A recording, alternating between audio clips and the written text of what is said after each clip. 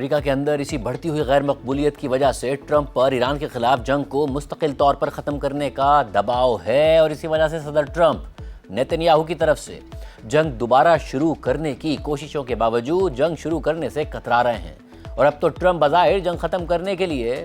Desperate بھی نظر آ رہے ہیں اور اسی وجہ سے ٹرمپ نے نیتن یاہو کو بھی اب جنگ کی صورت میں اکیلے لڑنے کی دھمکی دے دی ہے، جس کے بعد اسرائیل کے لیے صورتحال مزید پیچیدہ ہو گئی ہے۔ امریکی نیوز ویب سائٹ ایکزیوس کے مطابق اسرائیل اور ایران کے درمیان اتوار اور پیر کو ہونے والی جھڑپوں سے یہ خطرہ واضح ہو گیا تھا کہ امریکہ ایک بار پھر مشرق وسطیٰ میں ایک بڑے فوجی تصادم میں پھنس سکتا ہے۔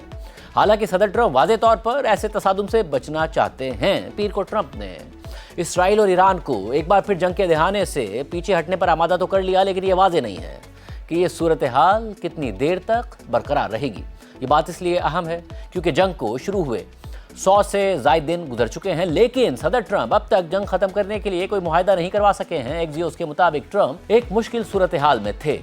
ایک طرف وہ سمجھتے تھے کہ ان کے اہم اتحادی نیتن یاہو کے لیے ایران کے میزائل حملے کا جواب نہ دینا تقریباً ناممکن ہوگا، دوسری طرف ٹرمپ کو یہ خدشہ بھی تھا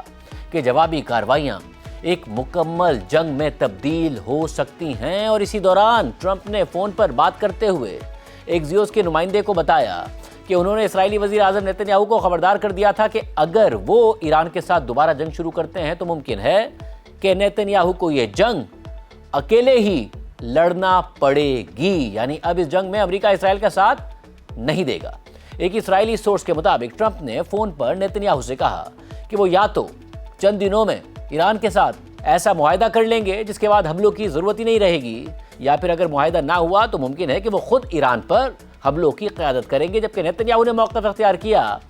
کہ حملے کا جواب نہ دینا اسرائیل کے ساتھ ساتھ امریکہ اور کسی ایسے معاہدے کے لیے بھی نقصان دہ ہوگا جسے ٹرمپ حاصل کرنے کی کوشش کر رہے ہیں۔ اسرائیلی سورس کے مطابق نیتن یاہو کا کہنا تھا کہ اگر ایران کو کوئی جواب نہیں دیا گیا تو یہ پیغام جائے گا کہ ایران کا اپر ہینڈ ہے اور وہ امریکہ اور اسرائیل کو فوجی کارروائی سے روک سکتا ہے۔ لیکن اتوار کو ہونے والی ٹرمپ اور نیتن یاہو کی یہ گفتگو نیتن یاہو کی جانب سے کسی واضح فیصلے کے